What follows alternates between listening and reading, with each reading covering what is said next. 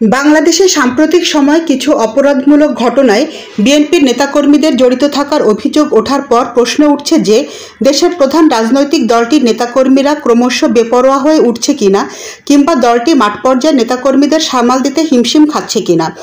যদিও গত বছর 5ই আগস্ট আওয়ামী লীগ সরকারের পতনের পর থেকে নানা অপরাধমূলক ঘটনায় নাম আসার পর দলটির বিভিন্ন স্তরের বহু নেতাকর্মীর বিরুদ্ধে সাংগঠনিক শাস্তিমূলক ব্যবস্থা নিয়েছে বিএনপি।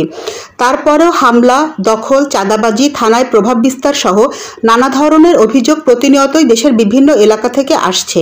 সাম্প্রতিক সময়ে লালমনিরহাটের পাটগ্রাম থানায় হামলা, ভোলায় ধর্ষণের ঘটনা, খুলনায় পুলিশ কর্মকর্তাকে গাড়ি থেকে নামিয়ে মারধর ছাড়াও দেশের বিভিন্ন এলাকায় আরও কিছু ঘটনা আলোচনায় এসেছে। রাজনৈতিক বিশ্লেষকরা বলছেন, মাঠ পর্যায়ে অনেকে শুরুতে ক্ষোভ থেকে হামলা, চাঁদাবাজি ও হাঙ্গামায় জড়িয়েছেন।